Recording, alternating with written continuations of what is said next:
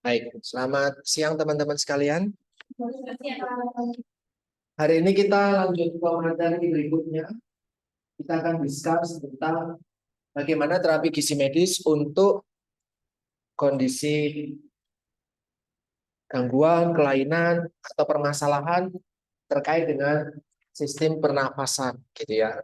Tetapi untuk hari ini dari sistem pernafasan yang akan kita diskusikan adalah yang menyangkut ke paru. Kalau sistem pernafasan itu dimulainya sejak nasal, hidung, terus nanti ada trakea, terus nanti ada bronkus, bronchiolus, alveolus gitu ya, dan paru itu sendiri. Kita akan masuk ke paru. Sebenarnya kalau permasalahan respiratori ya sebenarnya banyak. Di hidung pun bisa muncul permasalahan respiratori ya. Tapi kita fokusnya ke paru hari ini. Dan dari semua permasalahan yang mungkin terjadi di paru kita, paru ya, bukan paru-paru ya, paru, di paru kita atau pulmo kita, nanti hanya beberapa yang kita diskusikan yang lebih prevalen aja, yang lebih sering kemungkinan akan kalian dapatkan. Kalau nanti di lapangan banyak kasus pernafasan ya tidak semuanya bisa kita diskusikan dalam pertemuan hari ini, gitu ya. Oke, ini pengantar ya. Teman-teman perlu pahami dua kalimat ini dengan baik dulu. Bahwa dukungan gizi yang optimal itu nanti bisa mensupport, bisa mendukung tumbuh kembang, menjaga sistem pernafasan kita, otot, tulang gitu ya, sistem sirkulasi dan sistem imun tubuh kita yang optimal ya, baik ketika kita sehat ataupun mungkin ketika kita sedang tidak begitu sehat gitu. Nah, fungsi paru yang baik itu nanti akan membantu memberikan oksigen atau mengantarkan oksigen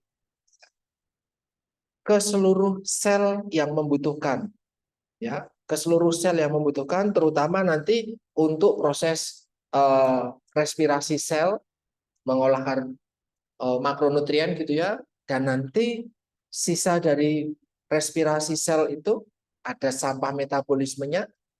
Pernafasan yang baik membantu membuang sisa metabolisme sel tadi. Oke, ini kalimat kedua menjadi kunci. Ya, saya kemarin mengajarkan ke teman-teman bahwa ketika kita belajar tentang fisio dan patofisio, patogenesis penyakit tertentu dan bagaimana dietetiknya, berpikirlah fungsi normalnya dan kalau sakit apa fungsinya yang terganggu. Ya, pernafasan yang baik akan mengantarkan oksigen untuk kebutuhan sel dan meremove karbon dioksida sebagai sisa metabolismenya. Oke. So, kalau pernafasannya tidak baik, oksigennya bisa masuk, oksigenasinya terganggu. Satu. Kalau pernafasannya tidak baik, apakah proses pembuangan karbon dioksidanya terganggu? Ya, jadi karbon dioksidanya tinggi atau rendah di dalam tubuh. Oksigennya tinggi atau rendah di dalam tubuh. Itu dipahami dulu. Oksigennya rendah, karbon dioksidanya tinggi. Karena proses pernafasannya tidak sebaik yang seharusnya. Oke? Itu dipegang dulu. Karena itu fokusnya di situ. Ini dua pasien saya. Yang satu kecelakaan, yang bukan intoksikasi alkohol. Ya. Yang satu ini, saya tak recall. Saya lupa. Nah, ini di ICU ya. Nah, kalian lihat. Bisa ambil nafas? Mengeluarkan bisa? Untuk orang dengan gangguan pernafasan, pada kedua pasien saya ini, dia nggak bisa bernafas dengan sempurna seperti kita saat ini. Sehingga kalau mengandalkan dirinya sendiri, ya oksigennya nggak dapat, nggak mungkin dapat, karbon dioksidanya nggak mungkin keluar. orangnya risiko meninggal gede. Maka ada alat bantu ventilator, alat untuk membantu pasien tersebut bernafas. Kalau kalian cermati di slide, ya, dua pasien ini bernafas dengan cara yang berbeda, lewatnya berbeda. Bisa melihat perbedaannya apa? Apa? Ayo, diperhatikan betul-betul. Satu orang ngomong, dua-duanya pakai ventilator, tapi dua-duanya berbeda. Yuk ngomong, Mas. Salah.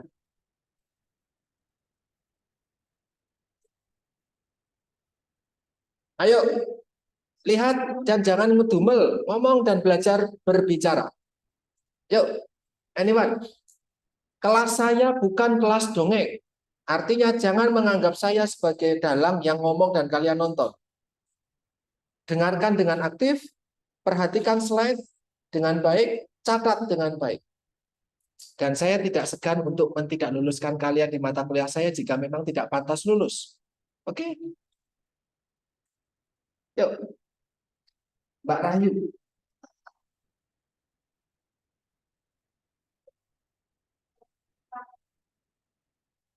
Ya, good words.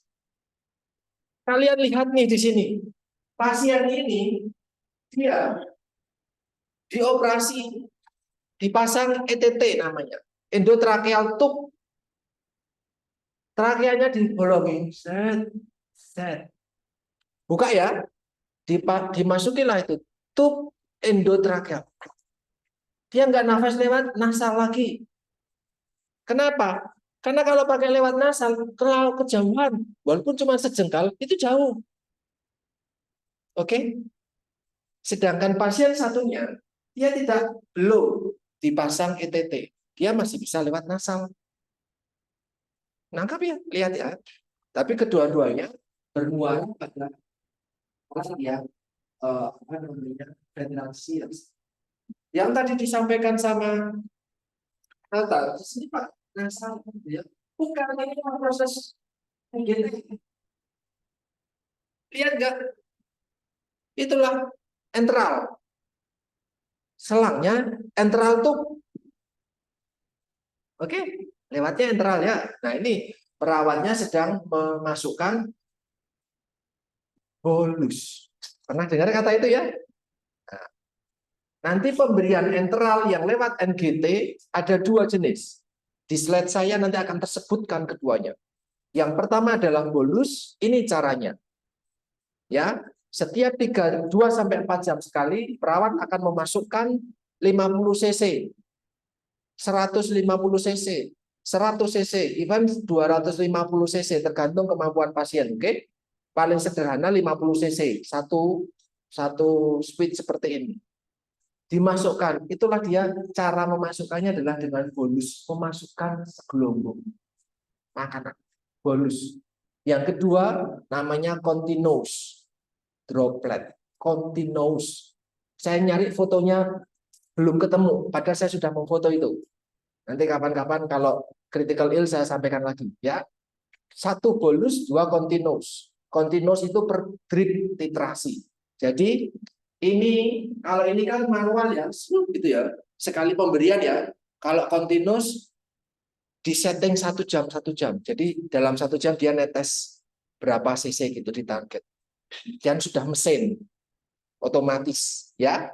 Nah, bedanya itu ya. Yang satu per drip continuous droplet ya, setetes demi setetes, pakai mesin, pakai alat. Yang satunya lagi bolus manual ya. Ini adalah gambaran kondisi pasien. Konteksnya dalam hari ini adalah pasien tersebut tidak bisa bernafas dengan normal oleh dirinya sendiri, sehingga membutuhkan mesin, sehingga membutuhkan alat bantu, on ventilator. Oke. Ini adalah proses bernafas yang seharusnya terjadi di diri kita. Ya, dimulai dari nasal gitu ya. Dia udara kita masuk ke trakea gitu ya. Setelah masuk ke trakea dia akan ke bronkus dan yang lain.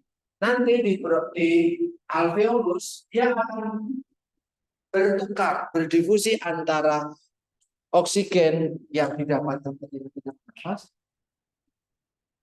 dibawa ke paru ke alveolus, dia nanti akan bertukar dengan karbon dioksida yang dari darah seluruh tubuh kita dipompa jantung buat ke bawah ke alveolus. Di alveolus bertukar, karbon dioksidanya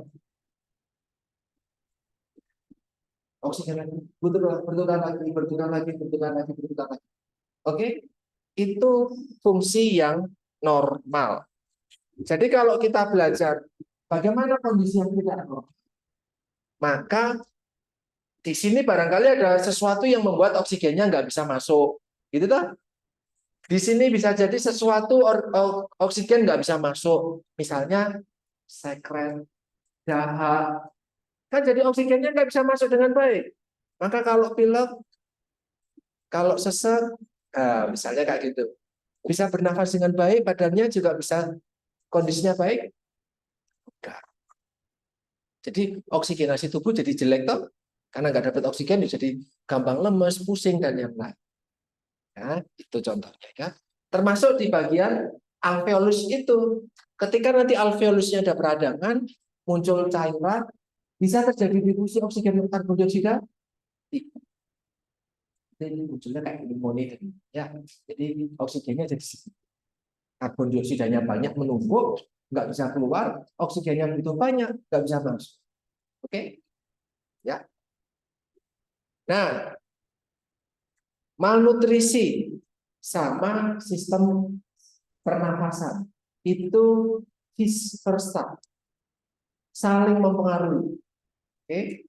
Slide yang ini berbicara tentang apa hubungan antara gizi buruk dengan sistem pernafasan kita.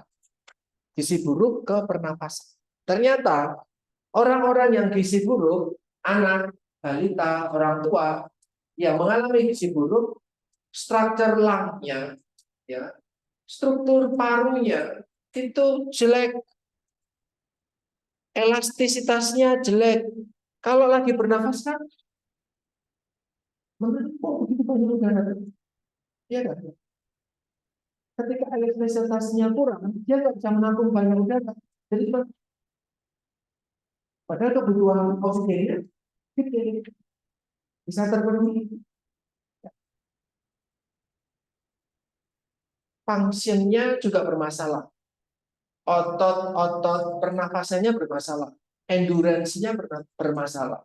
Termasuk defense mekanismenya juga bermasalah. Ketika ada infeksius agen, misalnya debu, viral, bakteri, fungus, nah, gampang sekali terpapar. Padahal pernafasan yang baik, sistem pernafasan baik, dari rongga hidung sudah ada defense mekanismenya, toh? Ada silianya, bulu-bulu hidung itu. Makanya jangan kamu jauh-jauh. Ya kan? Nanti sampai di apa namanya trakea kalian, bahkan sampai ke bronkus kalian itu masih ada silia-silianya dan ada apa namanya membran mukosanya. Lendir itu justru sebenarnya bagus pada kondisi tertentu. Jadi ketika ada debu tertempel di lendir toh tidak sampai kebablas ke bronkiolus. Dia nempel di lendir. Ketika nempel di lendir dianggap zat asing toh ada mekanisme batuk, pilek, meler. Jadi ini keluar. Nangkap? Ingat kelas saya bukan kelas dongeng. Catat, perhatikan, ingat. Dengar dengan baik. Karena ingatan kita ingatan ikan. Cuman 3 detik. Saya keluar dari kelas ini, Ambok yakin kalian lupa. Oke? Dan saya nggak mau ngingetin lagi. Ya, saya sudah berkali-kali bilang ini sejak semester lalu. Kelas saya bukan kelas yang gampang buat diikuti kalau kalian cuma ya. Nah, orang yang malnutrisi, saya ngambil beberapa contoh gizi ya. Yang pertama adalah protein. Ketika seseorang kurang energi protein dan dia defisiensi besi, hemoglobinnya relatif lebih rendah. Hemoglobin yang rendah, kemampuan dia mengikat oksigen terus kemudian dibawa ke seluruh tubuh juga kurang. Karena oksigen kan katanya diedarkan oleh darah, gitu kan? Ya tidak diedarkan bebas oksigen kemana-mana bebas itu enggak. Tapi terikat dengan HB. Kalau HB-nya rendah, oksigennya ya, mau bernafas sebanyak apapun, kalau oksigen HB-nya sedikit ya nggak bisa terangkut. Kemudian kalsium, magnesium, fosfor, kalium atau potasium ketika dia kandungannya rendah di dalam darah, fungsi otot-otot pernafasannya terganggu. Fungsi otot-otot kalau di dalam konteks ini adalah paru, otot-otot muscle parunya, muscle lambnya bermasalah. 4 mineral ini selama ini kan kita jarang perhatikan ya. Kalau hipertensi fokusnya pada natrium, tapi apa kaitannya kalium, magnesium, fosfor, kalsium? Kalau aku konteks ini adalah mungkin kontraksi dan relaksasi otot. Otot apa? Otot pernafasan. Ketika hipomagnesiumnya, hipokalsiumnya, fosfor kaliumnya juga rendah, maka fungsi otot di dalam sel level seluler itu bermasalah.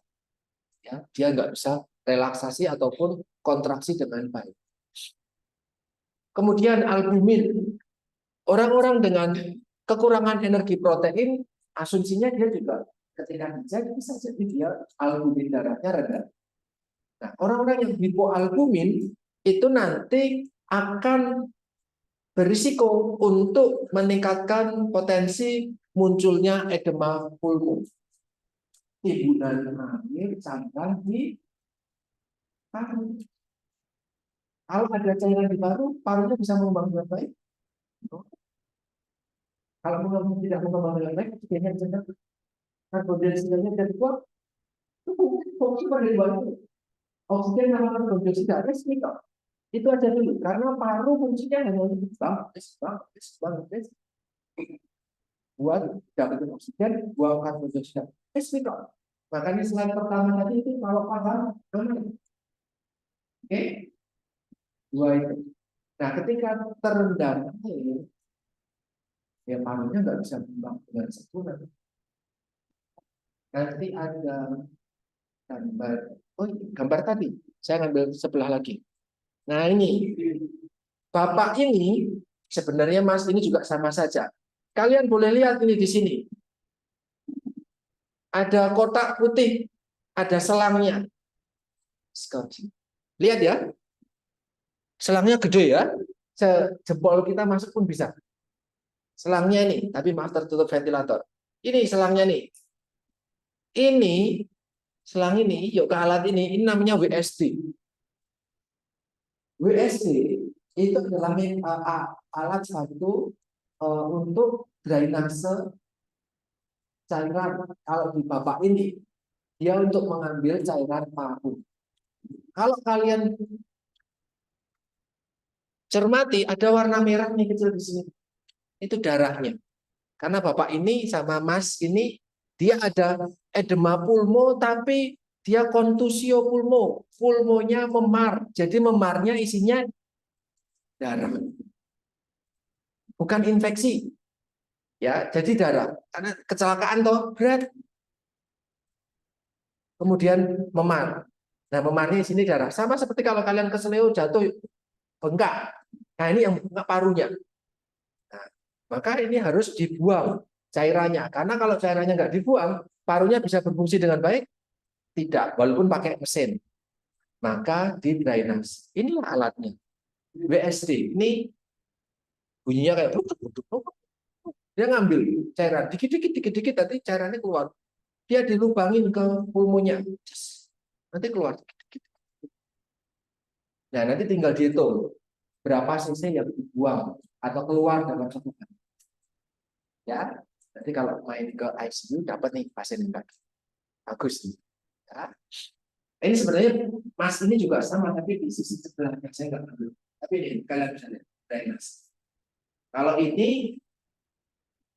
ini adalah urin tampungnya ya. Ini dipasang kateter. Terus urinnya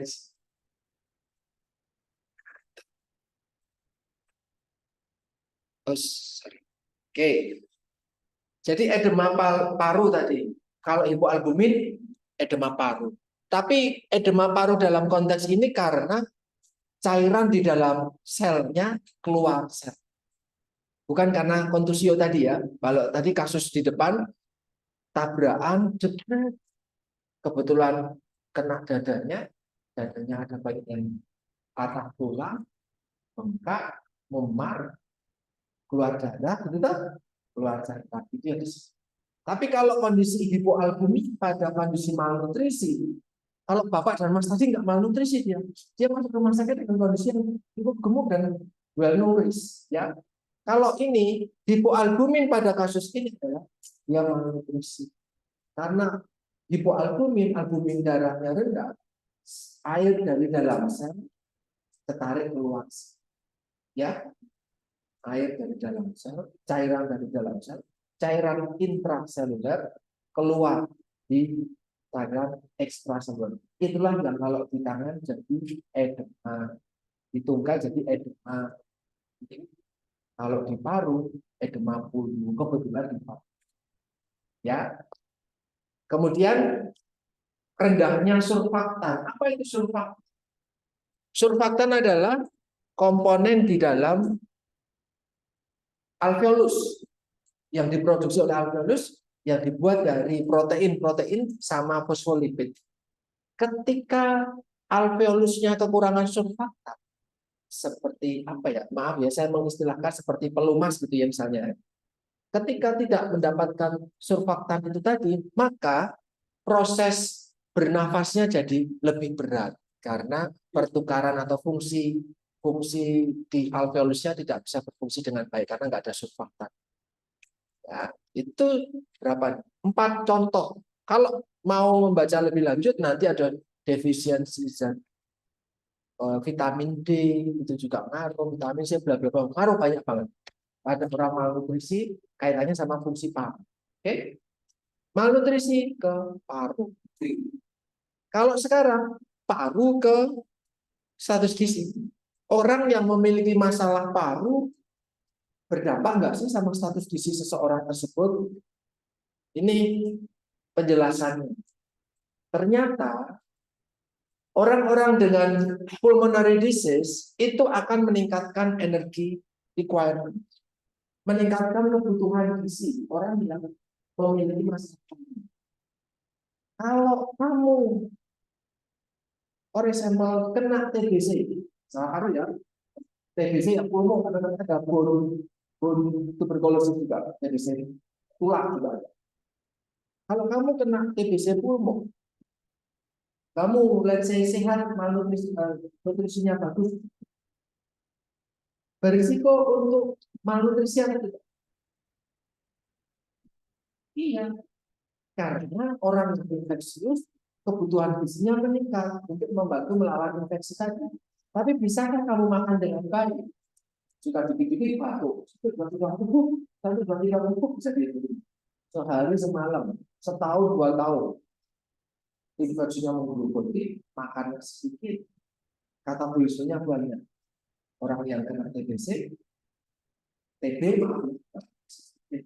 TB itu cenderung status gizinya jadi turun. Ya, karena ini membutuhkan energi kebutuhan energinya yang meningkat. Satu, yang kedua adalah komplikasi ataupun treatment obat-obatan yang mungkin membuat asupan makanannya jadi rendah. Contoh, orang TB batuk terus, dia dikasih obat, ternyata obatnya bikin mual.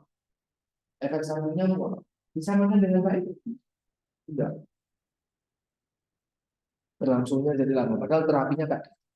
Orang dengan TB, ini kalau saya baca jurnalnya, baca bukunya, orang-orang dengan TB, mereka harus makan secara rutin toh. Orang nggak mau deketin dia toh karena takut ketularan toh. Hasil dia nggak bisa makan. Membuat makan sendiri, energinya gampang capek karena dia kekurangan energi. Jadi nggak makan. Atau makan ala kadar. Ini yang membuat orang jadi status gizinya jadi turun. Dan beberapa kondisi itu akan mempengaruhi status gizi yang lain. Di box warna hijau ini kalian bisa lihat apa efek jelek dari aneka macam lung disease pada status gizi. Peningkatan energi expenditure, kok bisa? Ya ini. Nafas itu butuh energi loh.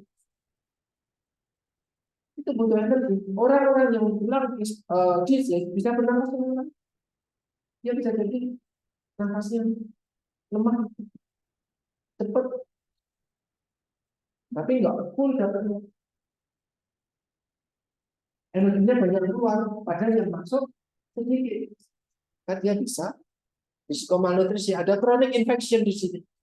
Ada obat-obatan bronchodilator, ada terapi fisik untuk dadanya dan yang lain itu yang membuat mungkin makan juga jadi terganggu. Asupan makan kurang, ini karena kalau edema flu ada jalan banyak. Maka salah satu terapinya adalah pembatasan cairan itu. Semakin banyak intake cairan, nanti dikhawatirkan meningkatkan timbulan air, sehingga memang asupan airnya dibatasi. Nah, kalau asupan airnya dibatasi, tidak leluasa untuk makan dan minum. Oke. Sedikit informasi buat teman-teman yang mungkin nanti jangan confuse ya. Kalau bicara bahwa beberapa waktu sebelumnya saya menyampaikan itu kondisi infeksius, infeksius radang, dan kemudian ada apa namanya, ada peradangan inflamasi seperti itu, kebutuhan gizinya meningkat atau tidak? Satu, kalau sumbernya infeksi kan salah satu tandanya adalah kalau itu adalah panas tubuhnya meningkat suhu badannya. Ketika suhu badannya meningkat, kebutuhan gizi meningkat. Berapa peningkatan kebutuhan gizi per peningkatan 1 derajat?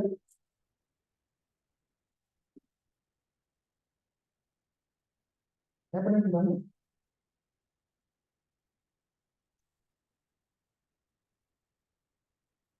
Kebutuhan gizi meningkat. Di sini saya bilang itu.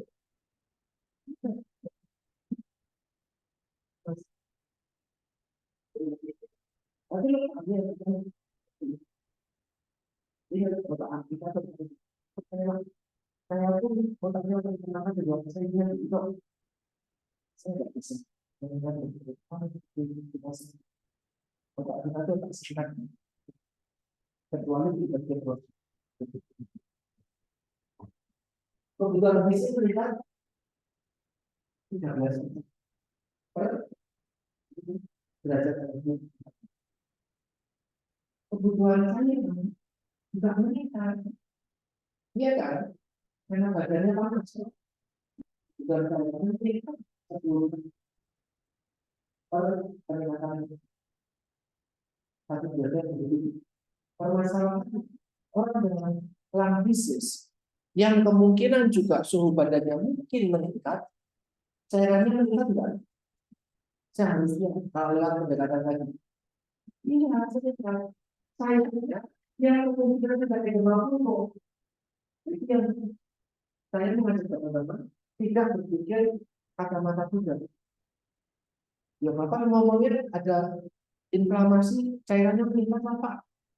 Oh saya ada edema di sini. Maka cairannya harus turun. Ya, cairannya itu yang membuat teman-teman tidak kaku sebagai ahli gizi nanti, tetapi apa namanya luas ya, melihat dulu. Tidak selalu inflamasi diikuti dengan cairan yang meningkat ataupun kalori yang meningkat.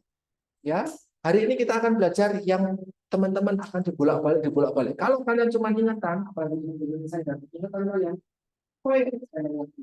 karena 3 atau 4 case yang akan saya sampaikan itu nanti beda semua. Yang sama-sama ada kan infeksi, tapi peraturan dalam pemberian makan bisa beda. Tidak selalu yang tis inflamasi, infeksi, pembentukan kalori 13% tadi per peningkatan suhu. Tidak selalu.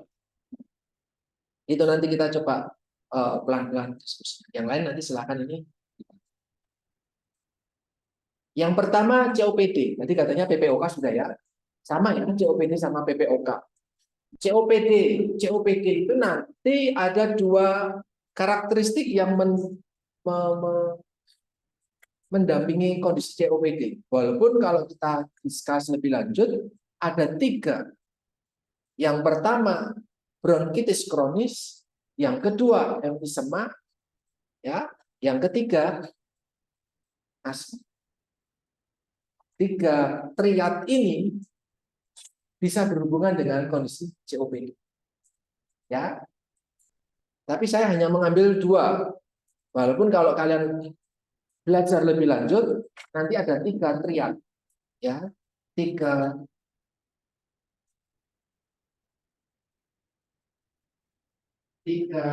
kondisi.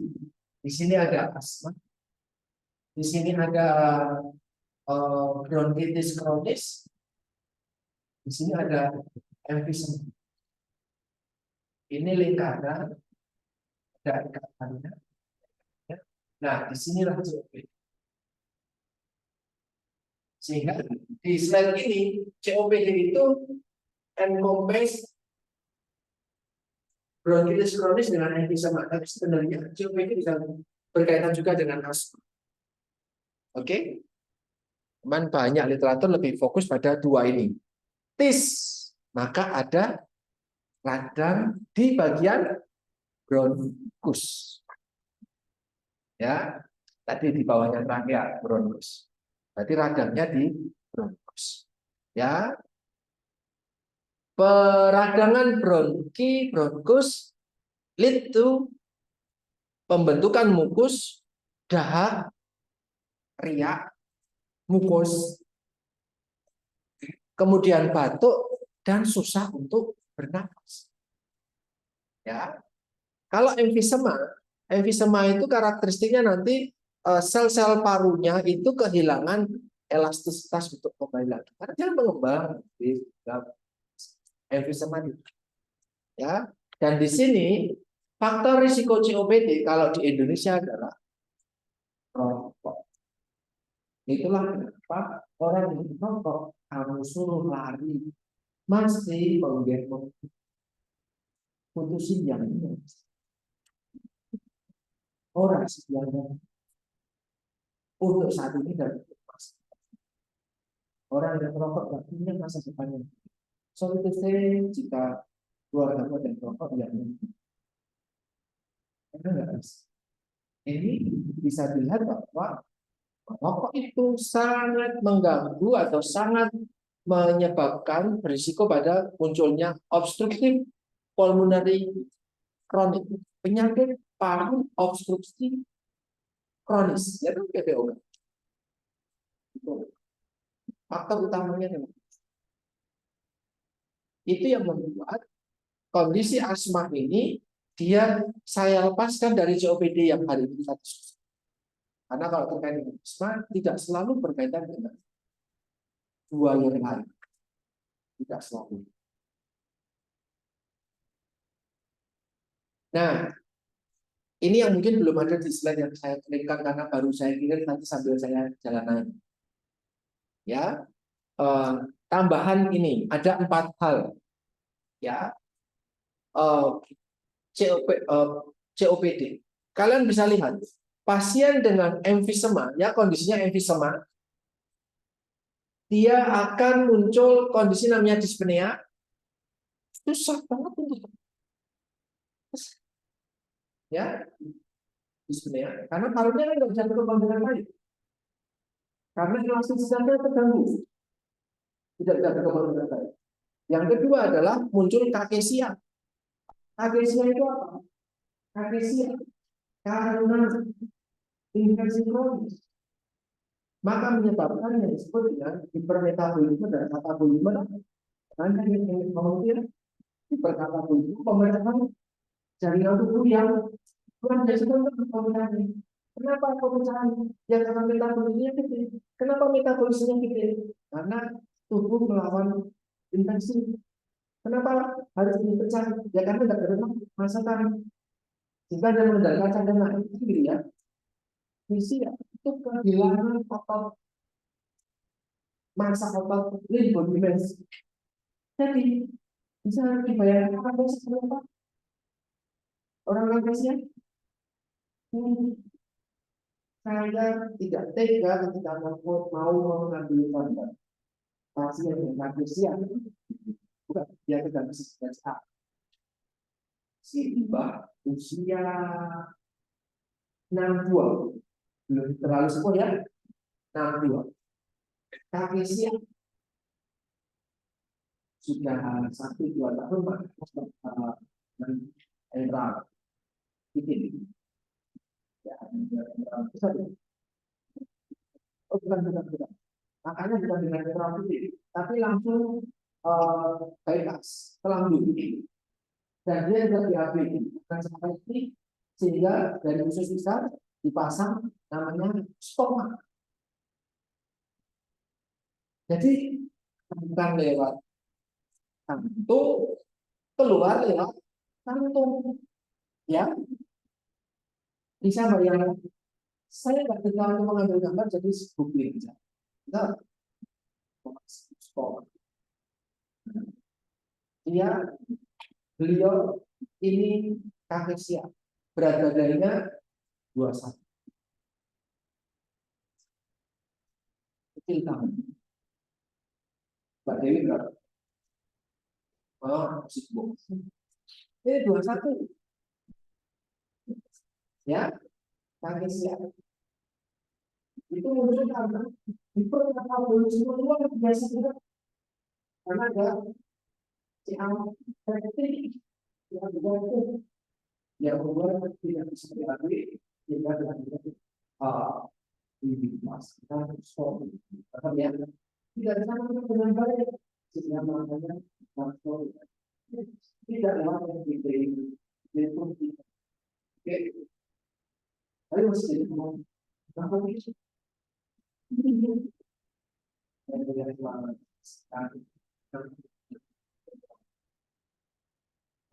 di mana?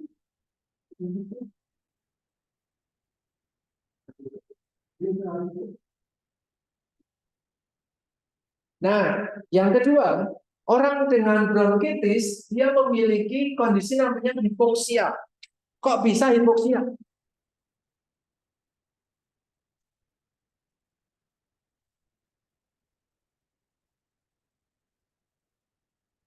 Iya, karena nggak bisa masuk.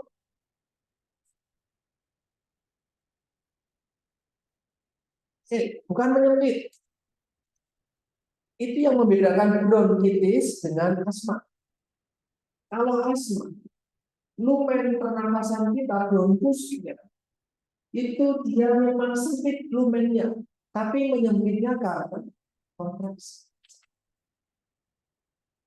Maka diberikan obat namanya bronchodilator. Bronkusnya dia dilatasi. Itu yang selalu dilatasi. Bapak bronchodilator terus. Jadi dilatasi. Ketika dilatasi nafasnya tidak baik. Apakah ada sentral-nya? Tidak.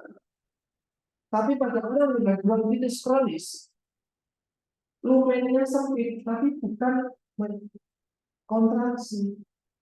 Tapi dia lumennya sempit karena ada mukus.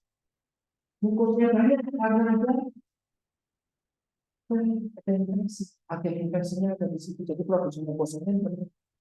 Ketika produksi mukusnya meningkat, saluran pernapasannya ngumpet. Oksigen nggak bisa masuk dengan baik. Paru yang harus berkembang melalui saya yang parunya mengalami ini bisa bernapas dengan baik. Sehingga oksigen di dalam darah sedikit. Paham? Namanya hipoksia. Oksigen di dalam darah ini, karbon dioksidanya bisa dibuang? Tidak. Maka karbon dioksida di dalam darah tinggi. Namanya hiperkapnia. Saya mengambil hasil laboratorium punyanya pasien saya yang intoksikasi alkohol. Ya, yang kecelakaan karena intoksikasi alkohol, nafasnya lancar kok, tapi dia nggak ada masalah infeksi paru. Dia akhirnya parunya nggak bekerja. Ya, sehingga kalau kalian lihat, ngambil yang ada huruf T-nya ya, karena itu suhu di pasien. Ya, pemeriksaan analisa gas darah di pasien. Ini mungkin info juga buat Mbak Ariana, karena besok ketika di ICU dapat. Ya, kalian lihat di sini ada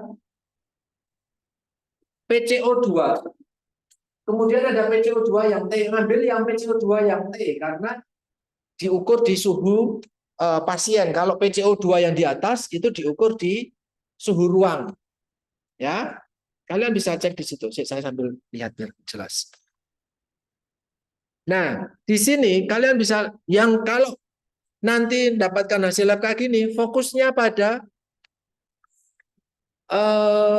FiO2 ya, 90%. FiO2. Apa itu arti FiO2? Itu adalah berapa oksigen yang diberikan oleh mesin kepada pasien. Kalau 90 artinya dari 100% oksigen di dalam darah pasien, 90%-nya disupport oleh mesin. Bisa bernafas dengan baik artinya. Kalau mesinnya dibangun artinya paham. Itu artinya ventilasi mekanikal sangat-sangat mendukung kondisi pasien. Paham? Kalian bisa lihat apa namanya, PO2-nya gede banget. Padahal tadi disampaikan orang dengan masalah paru mengalami hipoksia. Itu nggak muncul pada pasien ini karena apa, Mbak? Iya, karena oksigennya sudah disupport sama ventilasi, maka oksigen darahnya gede banget. Coba dilepas, langsung hipoksia. Oke, itulah yang terjadi pada pasien ketika sedang menunggu dibawa ke rumah sakit hipoksia. Karena jebret, parunya nggak dapat bekerja, bisa bernafas dengan baik. Maka saat tertentu sebelum orang datang, bahkan selama diantar ke rumah sakit, bisa bernafas dengan baik. Oksigennya cukup di tubuhnya. Hipoksia tuh, otaknya bisa hidup selama hipoksia, tubuhnya bisa bekerja selama hipoksia. Itulah periode kritis pasien. Untuk pasien ini, maka pasien saat itu langsung mati batang, karena dalam berapa menit otaknya tidak mendapatkan oksigen. Itu muncul nih di sini. FiO2-nya 90%, PO2-nya 100 lebih apa namanya, 100 lebih Hg. Full disupport oleh mesin.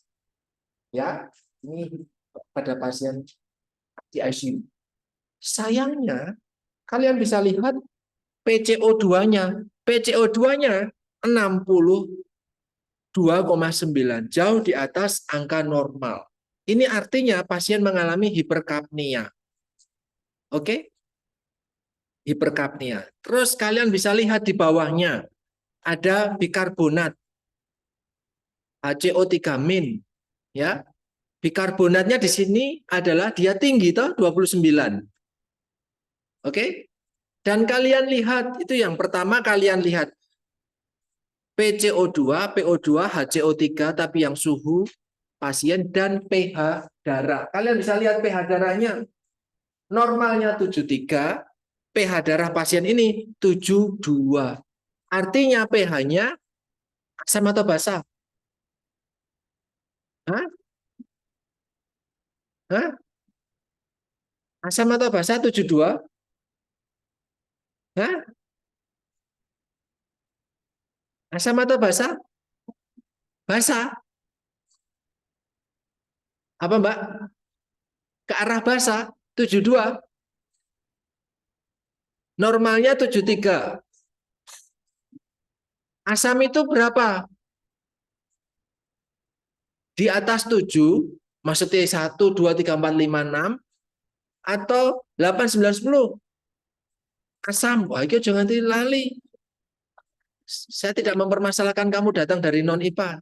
Tapi harus paham. Nah, 7,2 artinya asam. Jangan pernah komentar, Pak cuma 7, Pak belum 3. Oh, apa lu kata? 7,20 meninggal nih pasien. Oke, 7,2 itu sangat asam untuk level darah. Ya, sehingga saya perlu tadi, oh ya saya lupa gambar ini ya gitu loh. Kalian bisa lihat di sini ada 4 kondisi paru di mana melihat analisis gas darah sebenarnya ada masalah respirasi atau masalah metabolisme yang menyebabkan gas darah kacau. Pada pasien ini mana kondisinya? Apakah respiratory alkalosis, asidosis, atau metabolic alkalosis atau metabolic asidosis?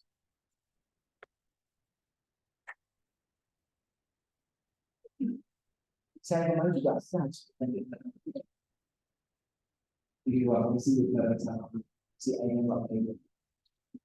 nah, pasien saya dengan data seperti ini, dia masuk kondisi apa?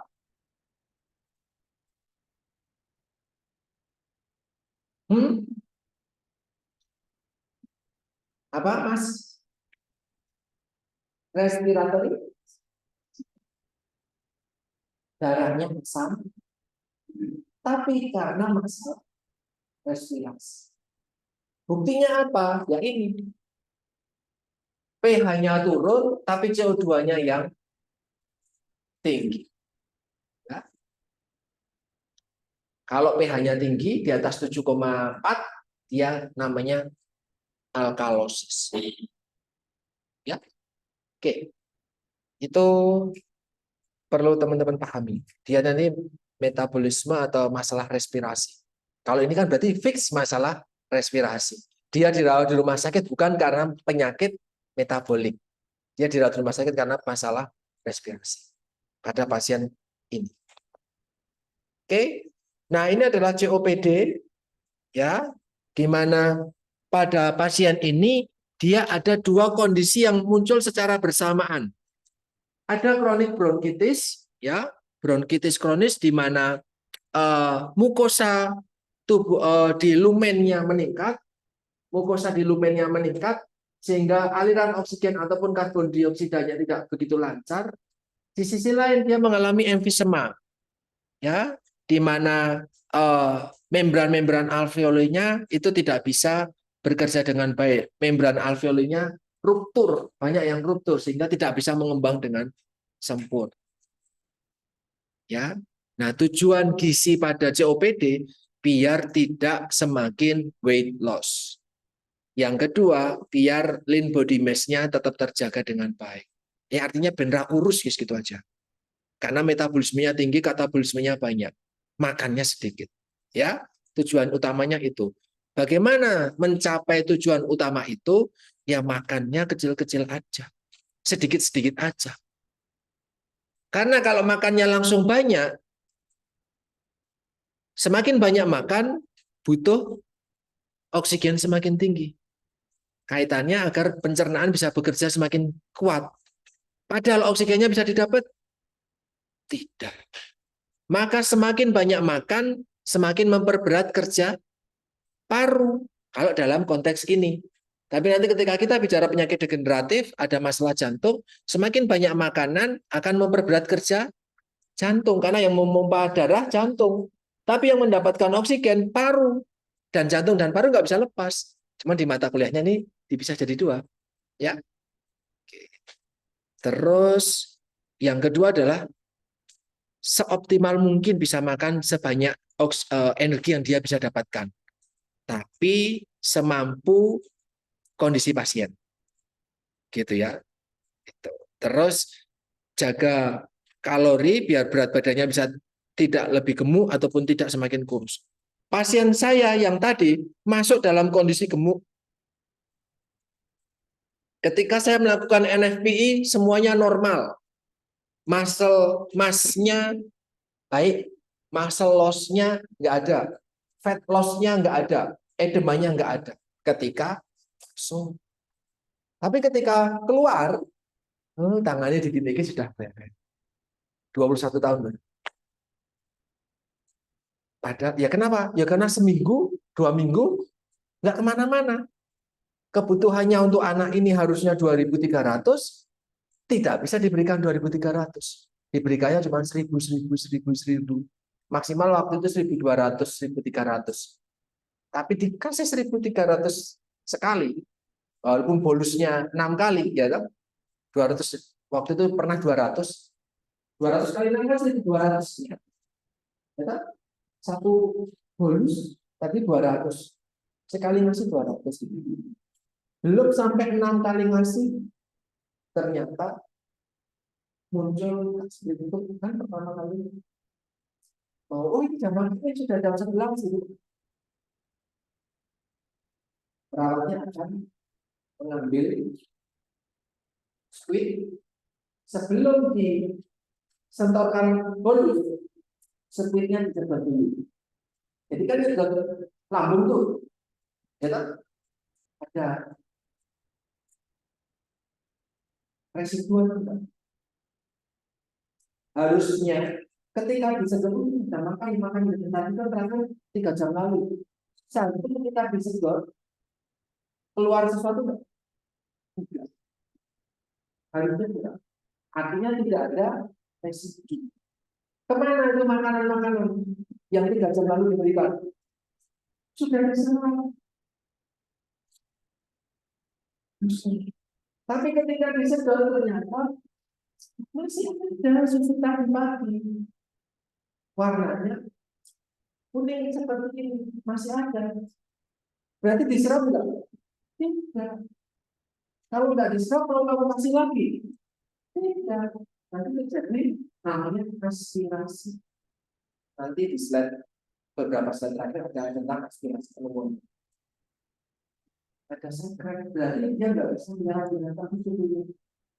Maka mau dikasih 200 nanti, orang ya dia berubah lagi, bukan 6 kali 200 terus turun.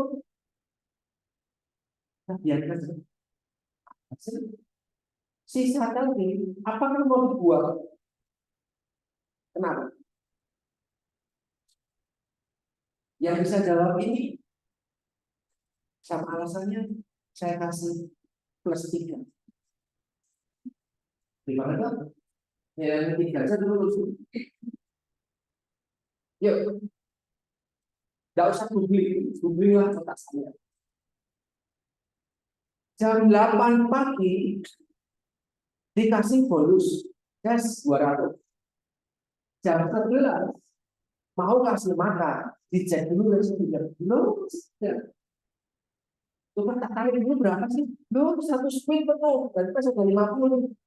Dan kayaknya masih ada.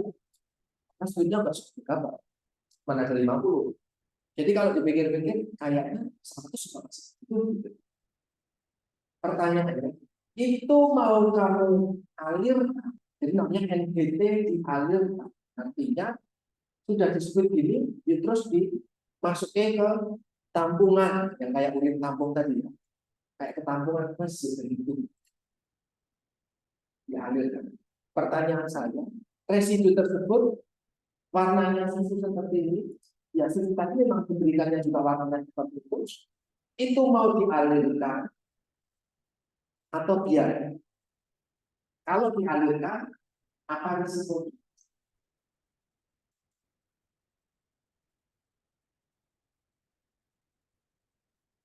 Ini ada bagian nggak sih?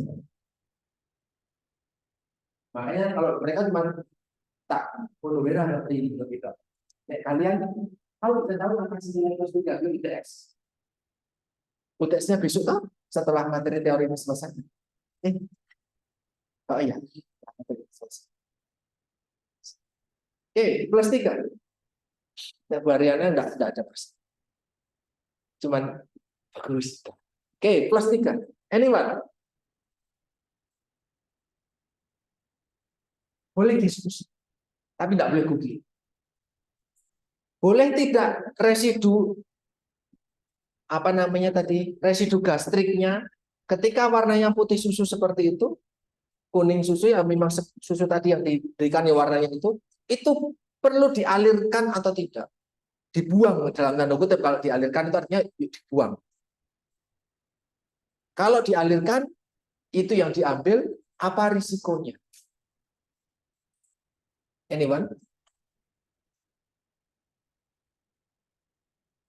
Itu nggak ada di buku pedoman itu, nggak ada.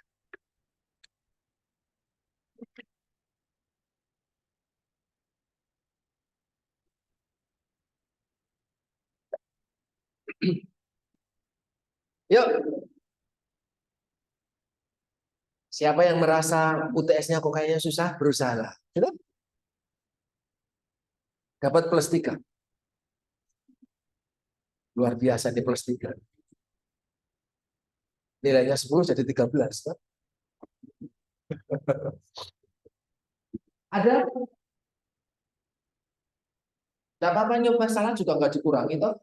Kalau dulu ketika masuk UGM, benar dapat plus 3, salah -1. Ada yang ditaruhkan toh.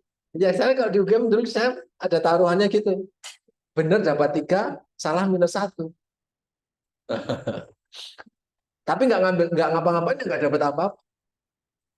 Ya, anyone? Saya jualan nilai Mbak kalau di sini. Karena dapat nilai dari saya susah. Ada? Nggak ada yang mau mencoba? Nggak bisa berpikir kan?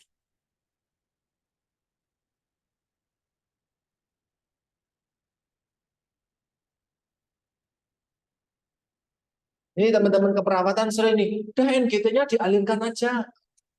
Udah dialirkan aja gastrik. Residunya dialirkan.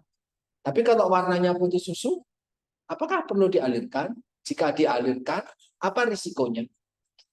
Coba berpikir.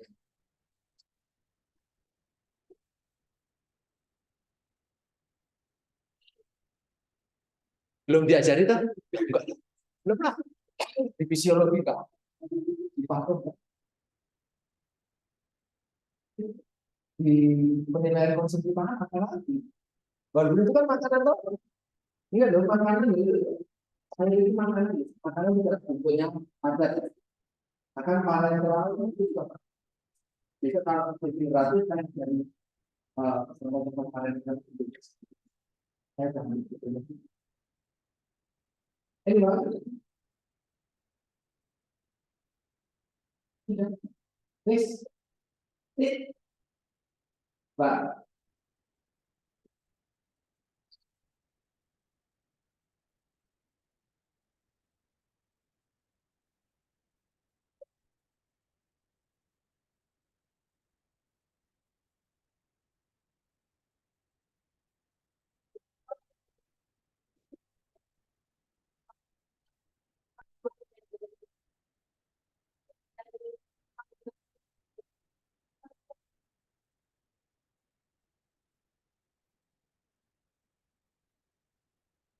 Ada rasa yang tersebut pada itu tidak dibilang bahwa tapi lagi dari bawah di panggung.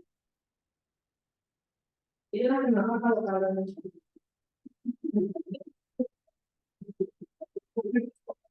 apa kok jangan mikir dengan kata kalau teman dengan satu sistem.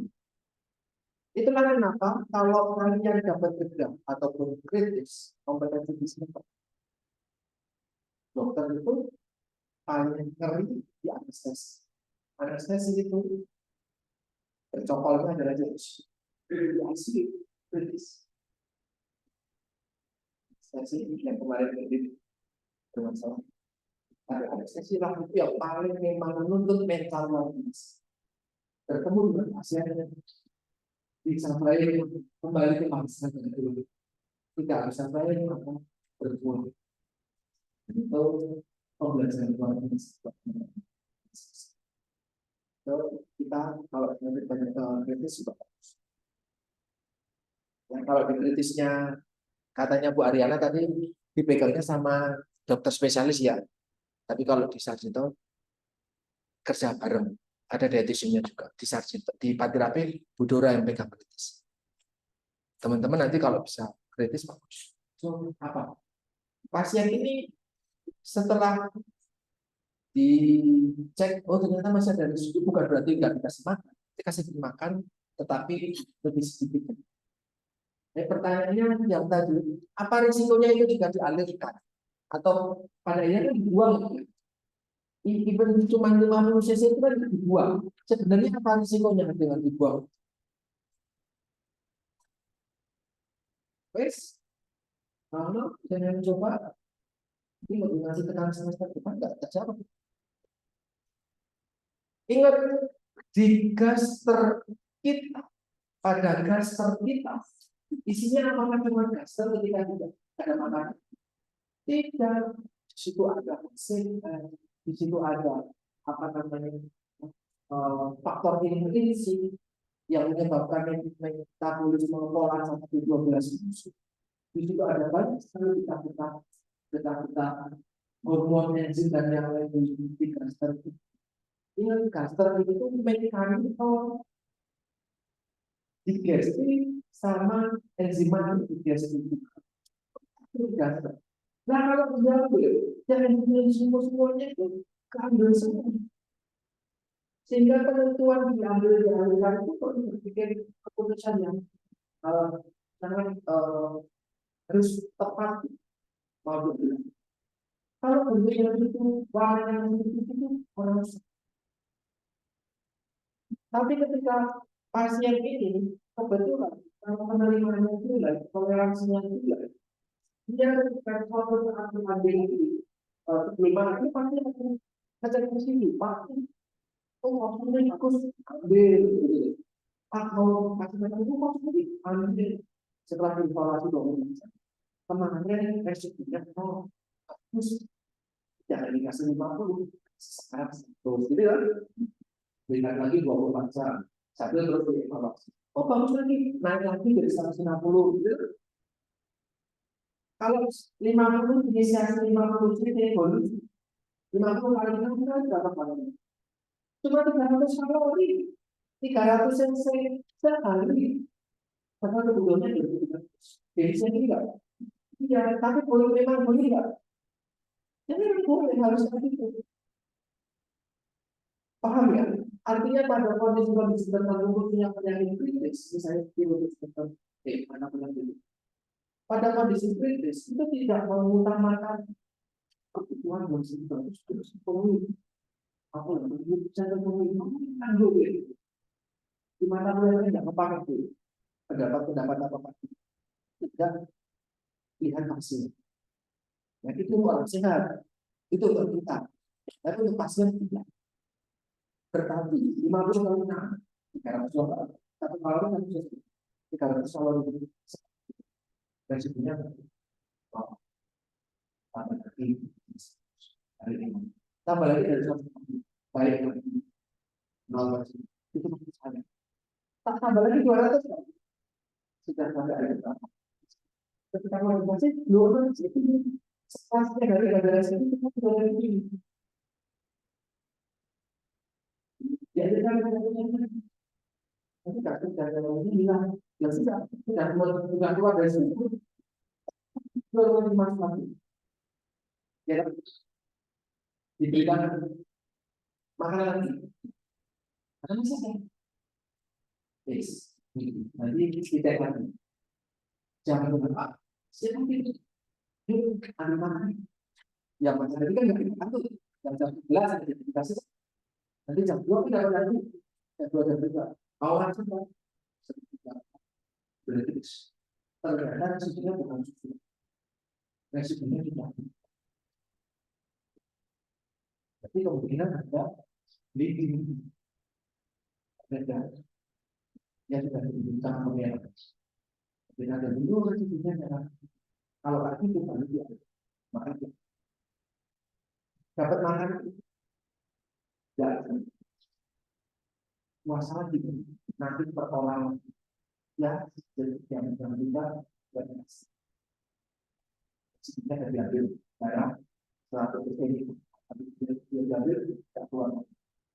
Nanti kita jalan kalau nyaman kan baca dibilas 10 pakai air itu diambil lagi.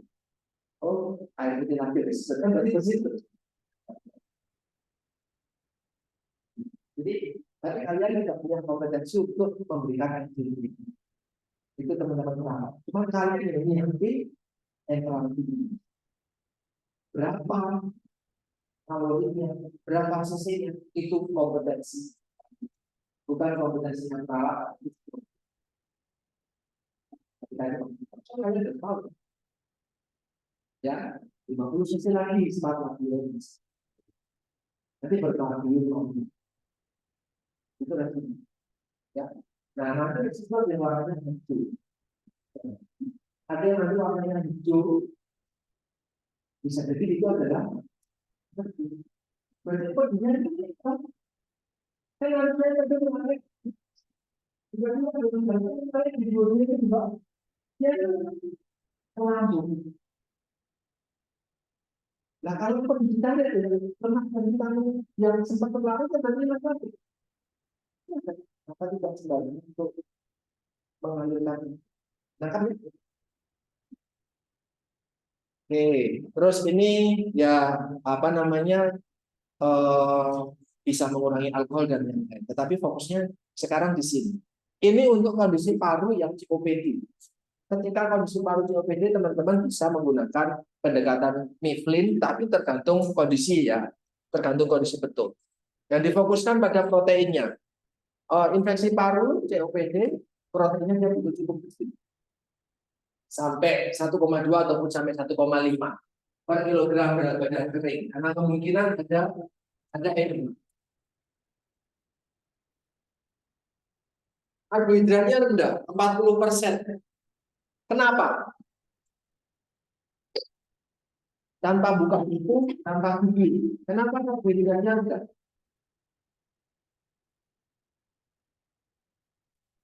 Kenapa karbohidratnya rendah? Anyone? Plus 0.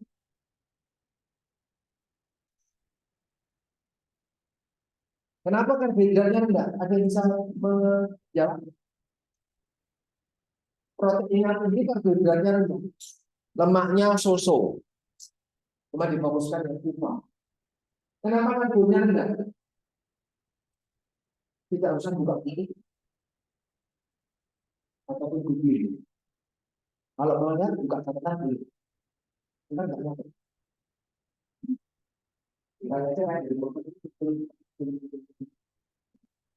Ya, kenapa karbohidratnya rendah? Ini kan. Semua penyakit paru dengan karakteristik tertentu karbohidratnya dibuat rendah. Mas Gilang. Kalau tiganya itu dengan banyak terbatas. Jadi kami ulangi lagi ya tinggal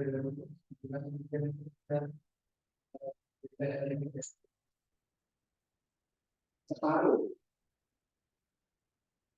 Ingat fungsinya tadi yang diomongin tadi di awal. Apakah fokus pada oksigen saja? Ya.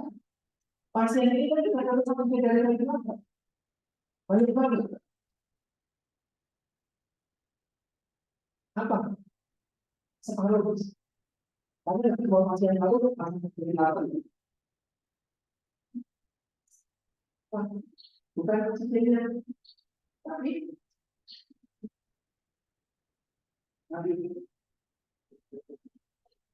ya, tadi kita cuma ngomongin dua oksigen kan. Nah, oksigennya kan dapat dari ventilasi. Kami tahu ventilasi. Apa mereka ada? Wah, ini atau kita tulis semua.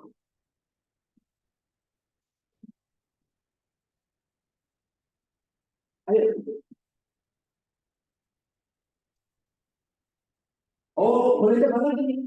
Boleh coba lagi. Terus akan meningkatkan tambahan. Emang kita bisa protein dan lemak bisa menghasilkan kehidupan. Apakah CO2 yang kami buat itu kan yang dari karbohidrat itu dari lemak dari protein. Tapi kenapa karbohidrat itu sekali? Jangan normal juga. Hampir benar. Tapi kenapa karbohidrat? Betul tidak tidak di bawah. Jangan mencoba itu tidak mampu. CO2 bisa 2 tapi ini plus panas. Ada CO2 dia pertama lagi lama-lama dibakar. Dia tidak ada hasilnya. Nah, ada mata-mata itu kumpulan materi-materi yang khusus. Mana yang kemarin ada panci? Enggak sempat betul. Ya, kita menerima panci. Siapa? Yang pernah lalu, siapa? Oh, sama siapa? Nah, kalian berdua. Ini ibumu dosen. Ya walaupun saya tahu ibumu nggak ngajarin ini, tidak apa-apa. Apa? Kenapa? Tadi jawabannya Mas Gilang sudah membantu.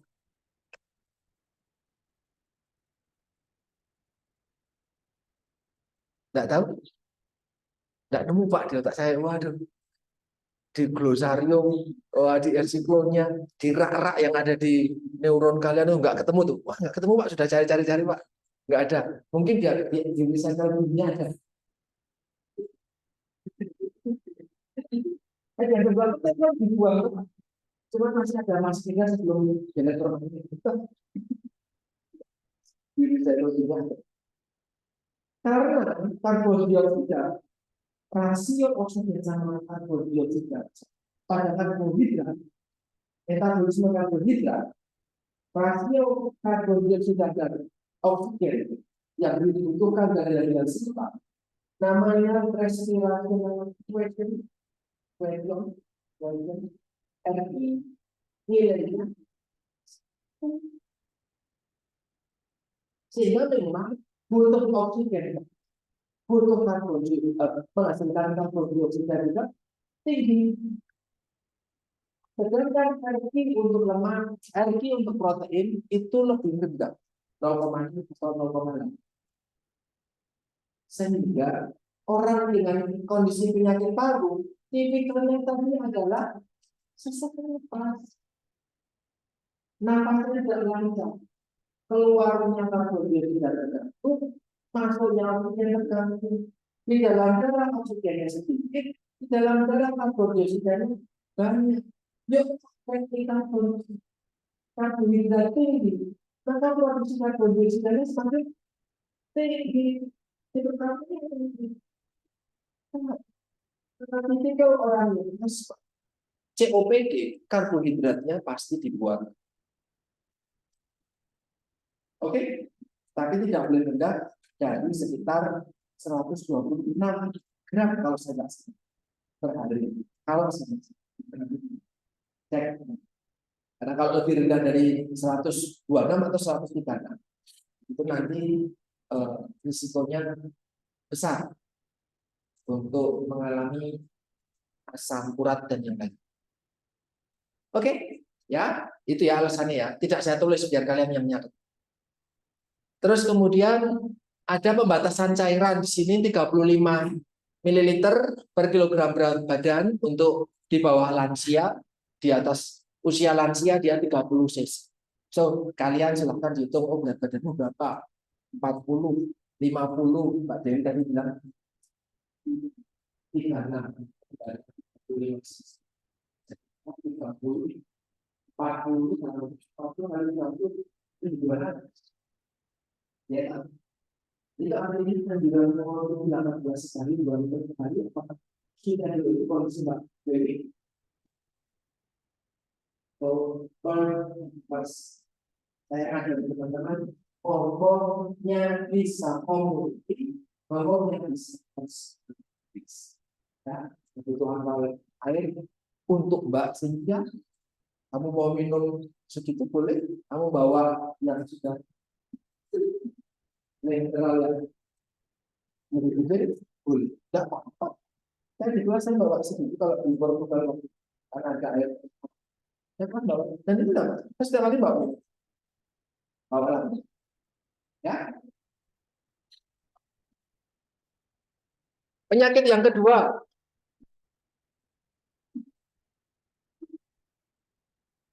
masih infeksi. Kalau sekarang disebabkan oleh bakteri, bukan virus ya, bakteri. Mycobacterium tuberculosis.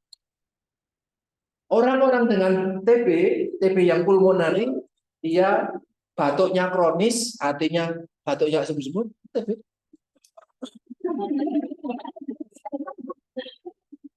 Ada prolong fever, ya, demam tinggi dan lama, kemudian ada keringat di malam hari, tidak mau makan sama dia weight loss. Kok bisa? Atau busnya gede, atau nafasnya susah. Ingat, semakin berat nafas, semakin susah untuk waking, karena kebutuhan energinya harus lebih gede. Ya. Terus kemudian ada treatment dengan anti TB, INH, rifampin, piramisin, pirazinamid, sama ethambutol. 4 hal ini yang dikonsumsi selama 4 bulan plus 2 bulan, 6 bulan. Rutin orang bolos bisa tok, walaupun gratis oleh puskesmas. Ada yang keluarganya TB? Ada? Kamu? Kamu sendiri? Ada lagi? Kamu boleh duduk di Kamu boleh duduk di ruang kelas. Pernah lebih? Tadi kamu. Nah, ada interaksi obat di setiap part. Silakan tugas kalian cari tugas yang tidak bisa dilakukan. Ya, apa hubungan antara 4 pengobatan masing-masing ini dengan makanan? Interaksinya apa? Itu yang namanya membuat teman-teman harus mempreskripsikan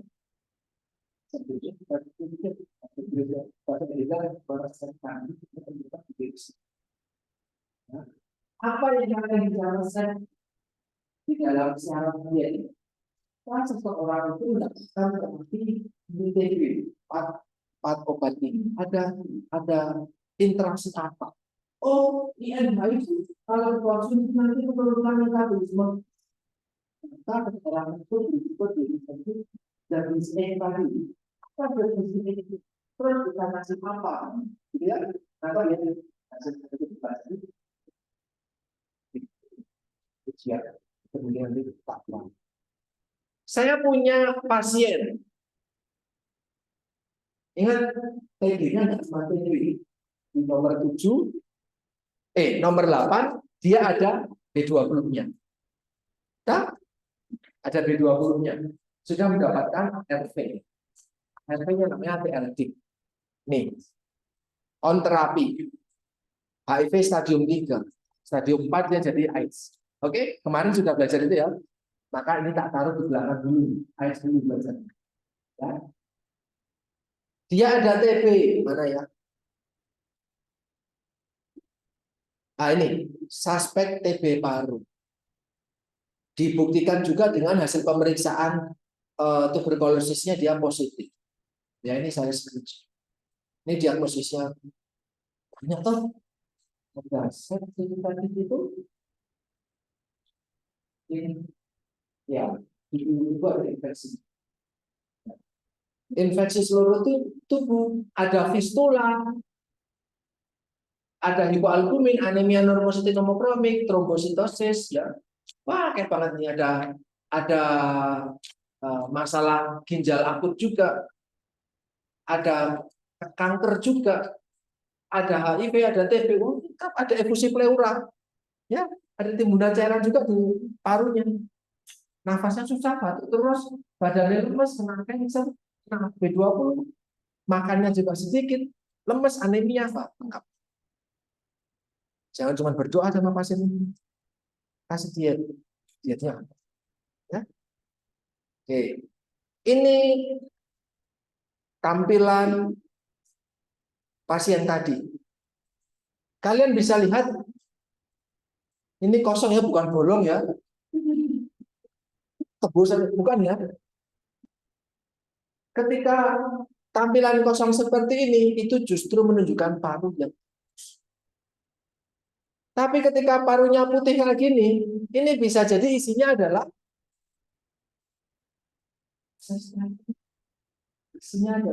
darah, bisa cairan, bisa nanah. Ya, justru ini yang bikin sesek nih. Paru sinistranya, dextra ya maksudnya. Ini yang bikin sesek di bawah sini.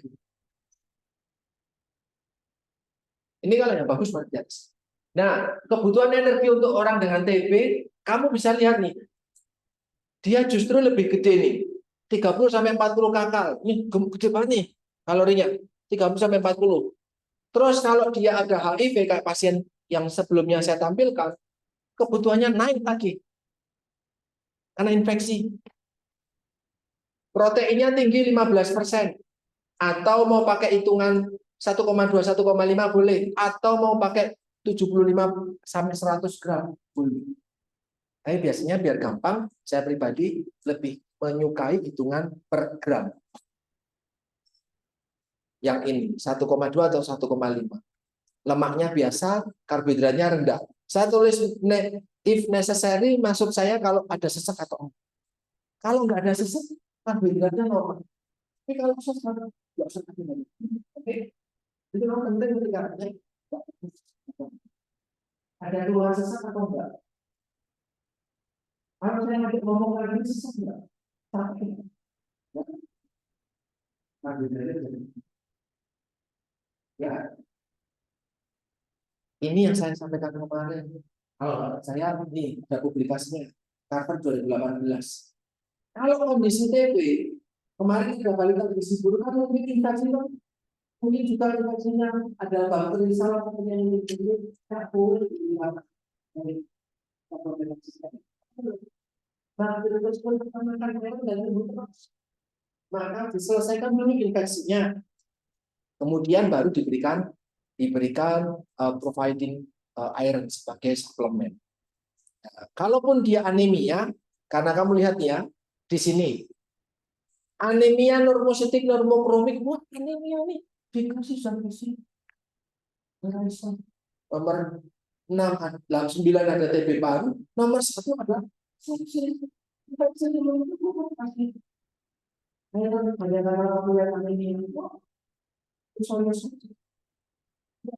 Jadi diselesaikan dulu. The use of iron therapy is not universally recommended. Ya, tidak direkomendasikan. Oke, setelah TB ada ARDS. Ini cukup sering munculnya, tapi di fase kritis biasanya.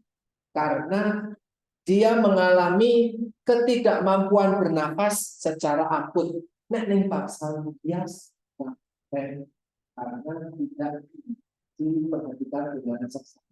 Tapi kalau orang-orang yang mengalami distress akut respiratory, ya biasanya dirawatnya di pasien di ICU. Ya. Ini dia mengalami hipoksia severe sama gagal nafas. Ya, memang ini kasus kritis ya.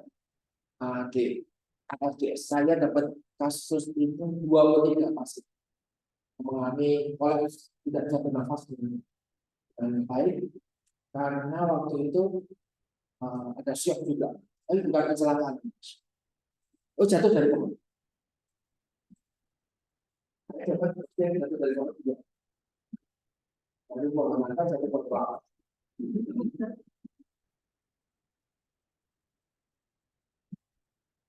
Ada kemudian yang sambut cukup. Ya, Ini kalian bisa lihat nih, alveolus. Ya kan, alveolinya, alveolus itu satu lingkaran, alveoli itu kecil-kecilnya ini. Kalian bisa lihat, di mana di alveoli inilah pertukaran oksigen karbon dioksida terjadi. Dan pada alveoli yang sehat, bagus ya, isinya udara. Tapi pada kondisi ARDS, ini isinya bisa terjadi, isinya adalah air, nanah, pus. Nanah itu bahasanya pus. Ya, ini isinya seperti ini sehingga dia mengalami hipermetabolisme yang membutuhkan asupan gizi lebih banyak.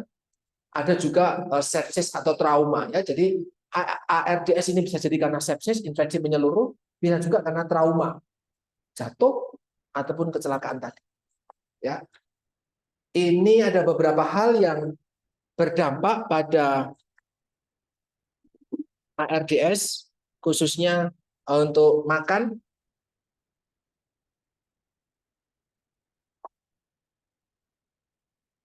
Nanti bisa dicek, tapi mungkin agak sedikit jarang dapat ARDS ya, mungkin ya agak sedikit jarang.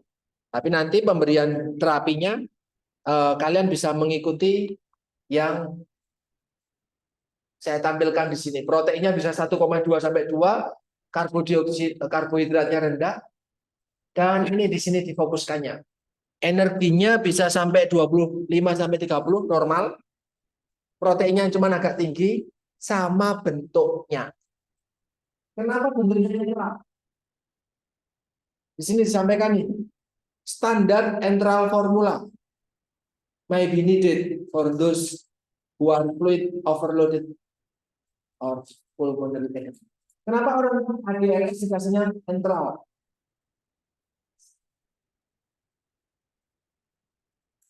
Oh, bukan makanan biasa.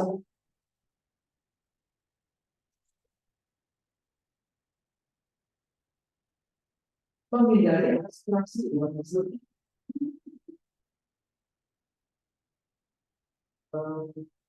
Boleh kan? Tapi boleh dari keseluruhan abstraksi. Tapi selain itu,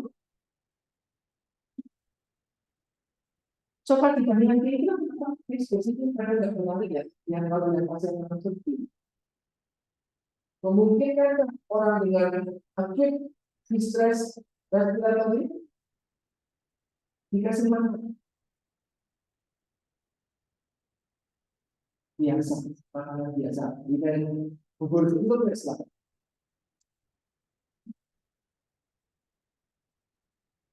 Karena pasiennya nggak bisa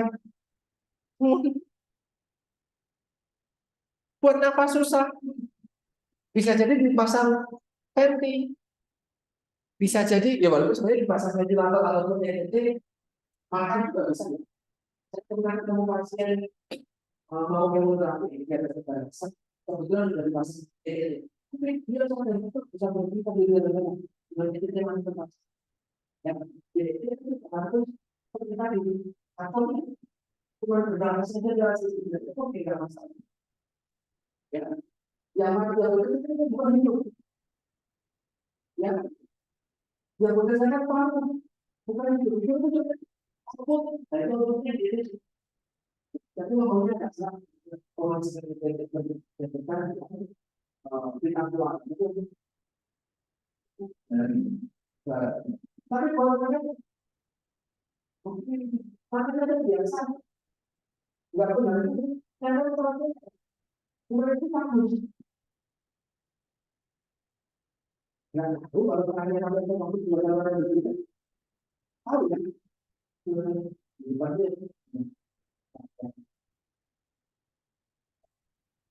Ya, kadang-kadang juga dia masih masa itu saya kan biasa, tapi PKB itu habis dia mau rapi. Jadi pemasangan itu tidak selalu dibuat dengan sifatnya makanan biasa. Ya, tetapi ini di sini pasiennya memang dia ada ARDS, ada distress, tidak bisa bernafas dengan baik, sehingga tujuan gizinya adalah meminimalkan katabolisme, kebutuhan gizinya biasa ya, 25-30. Terus kemudian karbohidratnya yang dibuat rendah kalau memang ada sesak ya. Tapi memang tentu pasien ini pasti ada sesak ya. Kemungkinan besar ada sesak karena konsumsi oksigen ataupun karbon dioksidanya itu tidak bisa dikeluarkan dengan baik. Diberikannya enteral. Yang berikutnya adalah tentang pneumonia. Kalian bisa lihat ya, di sini ada bakteri pneumonia-nya, sorry bukan bakteri, tidak selalu berupa bakteri. Ini ada infeksinya, yang sini dia bersih tanpa infeksi. Kebetulan di sini, ini jantung di tengah-tengah yang kelihatan. Besok kalau belajar tentang gagal jantung atau apa namanya jantungnya membesar, kardiomegali, saya tampilkan gambar-gambar 10 anak. Ya, sekali lihat betul pasiennya seperti apa, bukan googling. Kalau googling kita nggak bisa membayangkan pasien seperti apa. Kalau ini yang kardiomegali ini nanti jantungnya bisa segede ini, besar sekali jantungnya. Tapi bukan berarti bisa bergejala gede dua, tapi nggak terjadi. Ya, karena ototnya nggak kuat, ya gede dua. Pneumonia diajari ya kemarin di Pato ya, jadi tidak perlu banyak. Ada begitu banyak contoh pneumonia. Hampir semuanya sudah saya temui di rumah sakit kemarin. Pneumonia yang karena CAP, community acquired pneumonia, artinya tertular pneumonia dari lingkungan tubuh. Oke. Yang kedua, hospital acquired pneumonia. HAP artinya masuk ke rumah sakit belum pneumonia, tapi dirawat di rumah sakit seperti pasien saya yang kecelakaan, dia HAP lama di bangsal, kemungkinan ketularan banyak-banyak, dapatlah biasa. Maka dari itu kalau mau rumah sakit pakailah masker. Kalau kalian mau mengunjungi orang yang sedang sakit atau mau pertemuan di rumah sakit. Tadi saya ngasih masker ya Bu ya. Walaupun akhirnya kamu tahu responnya seperti apa toh? Tidak usah dipakai kecuali diminta. Tidak hasil semua.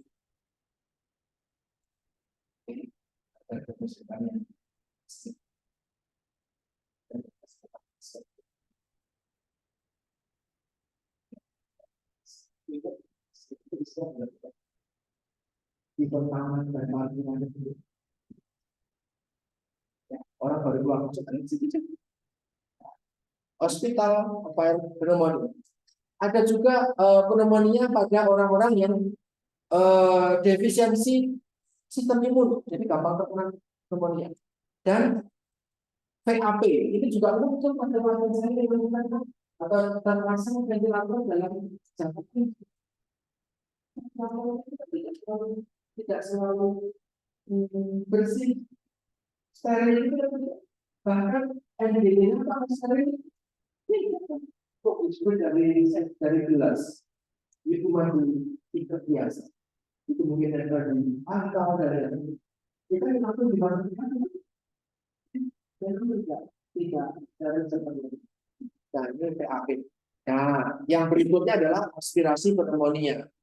Aspirasi pneumonia itu apa? Saya tuliskan kecil banget, silahkan dibaca. Aspirasi pneumonia itu adalah ketika di paru kalian itu kemasukan oleh sesuatu yang sangat tidak. Tadi akan diberikan makanan sesuatu, diberikan sesuatu itu apa namanya tidak terlalu banyak biar menghindari aspirasi. Kok bisa muncul aspirasi? Ada dua hal, ya. Bisa saja ketika kalian harusnya batuk karena ada debu, tapi glotisnya nggak menutup. Atau ketika makan diajak gojek, yuk keselak toh, guyonan, yuk keselak toh, aspirasi itu. Makanannya malah masuk ke bukan endopagus, masuknya ke trakea. Kan berarti ke jalur nafas tuh. itu yang menyebabkan nanti dia infeksi dan menyebabkan atelektasis. Atelektasis itu apa namanya, evolusinya dia tidak bisa berkembang, dia tidak bisa. Ya, ini kondisi-kondisi yang menyebabkan pada akhirnya pasien mengalami aspirasi pneumonia, pneumonia yang aspirasi. Stres. Ada yang punya ada yang punya sini. Tidak apa, malu ada temennya itu kan gastro esofageal reflux. Ya jadi kemarin malu atau nyangkut ada nanti besok dia jadi nyangkut juga. Selasa. Ketika gastrit jusnya nanti orang balik ini menjadi kembali ke juta. Nah ini malah masuk nanti karena blotisnya bermasalah. Blotis itu apa namanya, semacam ya akutnya. Ya jadi ketika kita nafasnya nggak masuk ke esofagus. Ketika kita nafas kita nggak masuk ke penetrasi keluarnya pas.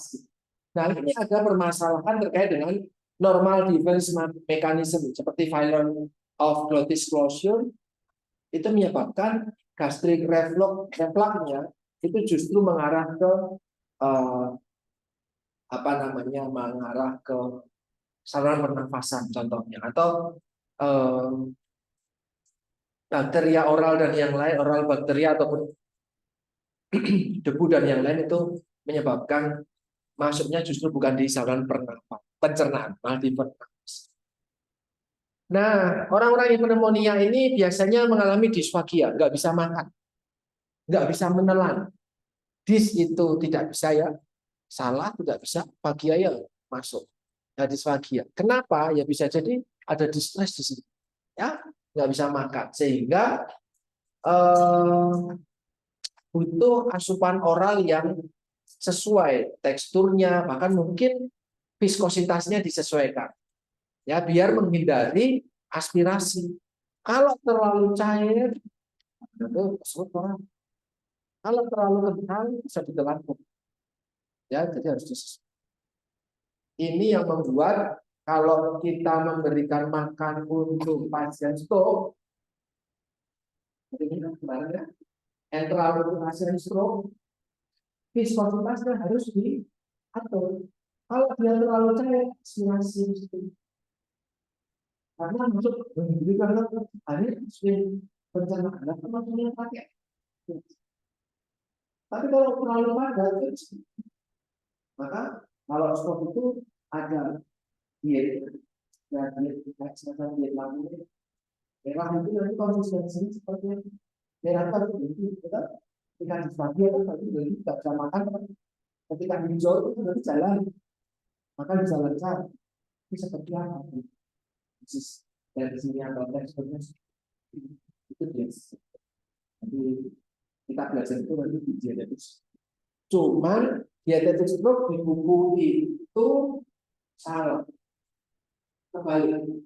Di buku ini kebalik. Gue baru ini palsu. Itu palsu. Itu asli sekarang dulu lagi. Tapi ini belum masuk. Ya habis itu enggak. 15 menit.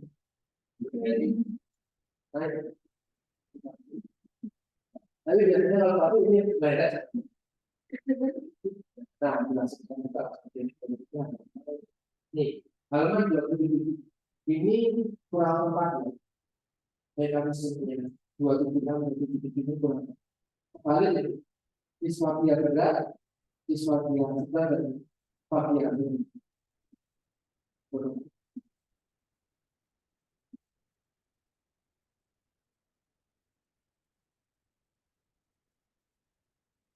Tapi ini nanti kita diskusikan, bukan isi. Nah, kemudian ini ada beberapa informasi. Kalian bisa lihat di sini. Untuk acute care pada kondisi pneumonia, ya, direct tube feeding itu lebih baik dibandingkan, berarti NGT langsung, bukan NGT ya, tube ya, enteral tube yang menuju ke duodenum ataupun yeyunum itu lebih baik dibandingkan menuju ke lambung. Nanti dibablas ke. Karena kalau ke lambung bisa jadi aspirasi ke esofagus di sphincter esofagusnya enggak kok. Dia bisa naik. Tapi kalau dibablas ke sampai duodenum atau yeyunum itu dianggap lebih bagus. Ya, jadi pemberian makannya enteral. Terus kemudian continuous feeding itu lebih baik dibandingkan bolus feeding. Ya tadi sudah saya sampaikan ya.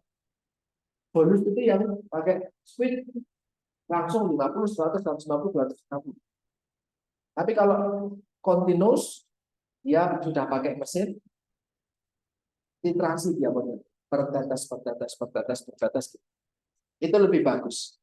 Terus kemudian prokinetik agen prokinetik.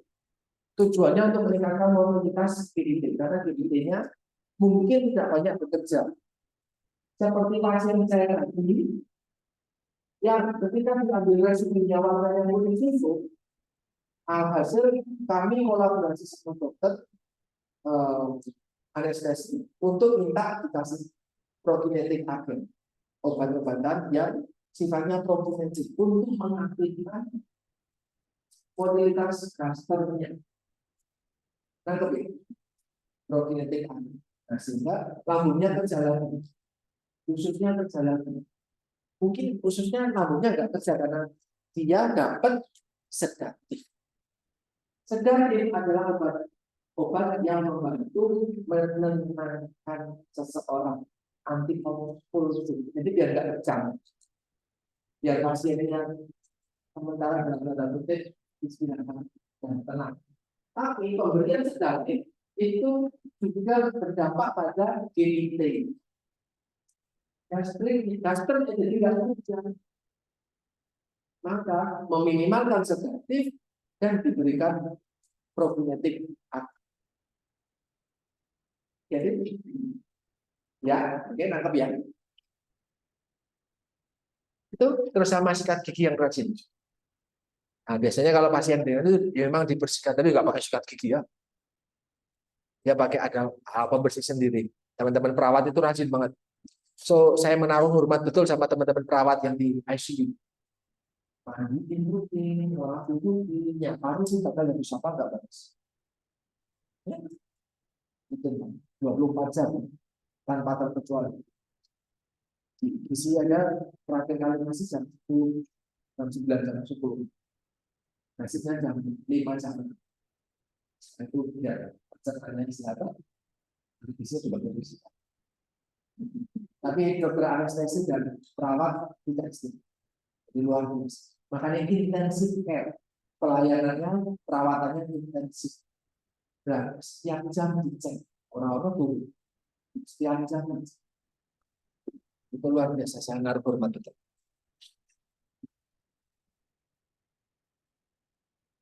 Oke, terima kasih. Ternyata sudah selesai. Ada yang mau tanya? So, kalau untuk masalah paru, fokusnya ada sesak atau enggak? Kalau sesak, karbohidratnya kurangi, proteinnya naik, kebutuhan energinya disesuaikan. Kalau untuk kondisi memang yang mungkin bisa makan sadar penuh, kompos medis, kalorinya bisa gede, 25, 30. Tapi kalau memang kondisinya tidak sadar penuh, karena permasalahan tertentu, pemberian kalorinya bisa menyesuaikan. Proteinnya yang tetap tinggi. Jadi proteinnya tinggi, tetapi kalorinya tetap sama gitu, rendah.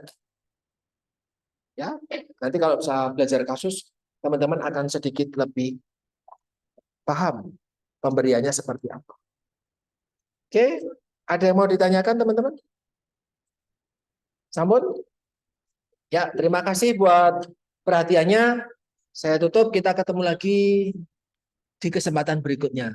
Ya, Selasa. Di Selasa besok sepertinya akan ada dosen baru yang ikut masuk ya, Mbak.